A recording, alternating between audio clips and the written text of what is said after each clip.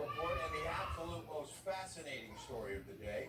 The Florida Department of Transportation moving forward with some lofty legislation to fund the needed infrastructure for Jetson-style flying cars.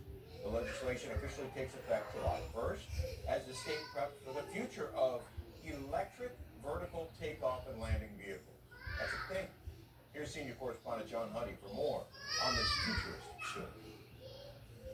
Rick, other states have passed legislation having to do with these so-called flying cars and air taxis, but Florida is really trying to be at the forefront with what's called House Bill 1093. This is called the Advanced Air Mobility Law. It goes into effect July 1st, and it really lays the regulatory and financial groundwork for air taxis and for flying vehicles here in the state of Florida. Now, Governor DeSantis signed it into law back in April. As I said, it goes into effect July 1st. It allows the state to fund up to 100% of public vertiport construction and electric charging infrastructure for what are called electric vertical takeoff and landing aircraft, or eVTOL aircraft for short, what are commonly referred to as flying cars. Now, if federal funding is available, then Florida can cover up to 80% of the non-federal share. Some companies are already designing these types of aircraft, including right here in South Florida. As a matter of fact, Aroni is an aerospace company not far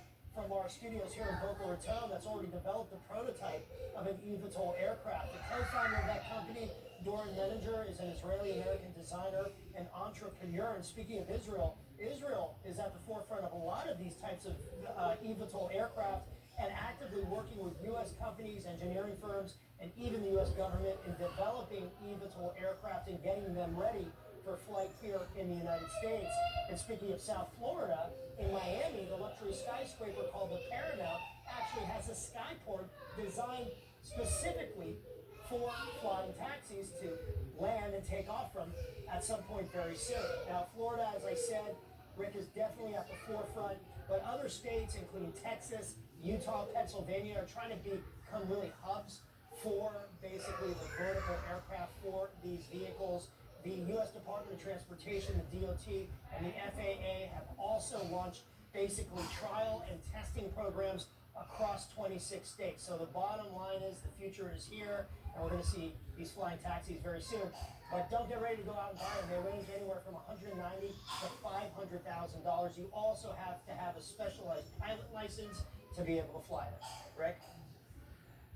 Very cool. I definitely want one, John. Thank you. Joining me now, MRC contributing writer Stephanie Hamill. Stephanie, thanks for being here. Great to see you, Ray. So what do you think of flying cars? Are we really looking at the future of transportation? I think most people really believe in this, and they're not wondering if this is ever going to happen. They're wondering when this is really going to happen and when they'll have access to it. Now, of course, there are way more questions than answers, like safety and exactly how much it's going to cost and how these people are going to power up their planes and how they're going to keep people safe. But I'm sure all of those things will be sorted out. I was just thinking, on my way to my studio, I was driving in my Cybertruck, which has a feature that self-drives. I mean, just a few years ago, I would have never thought something like that would have ever happened. I mean, it is incredible where we are when it comes to technology. So things that we thought were never possible are actually happening now. So yes, just like you, Rick, I don't know when I'll have access to a flight on one of these planes and if it'll be available for people like me. Of course, it's going to be a cost. It's going to be probably above, certain people's levels of access, but it'll be fun for those who can. But right next to the self-drive button will be the self-fly button. And you push that. But, you look at all the accidents on the roads these days, and I could see people running into each other in the sky, and that's going to hurt. But let's get to the next question, shall we? Let's New reach out. Obama Center, open in South Chicago.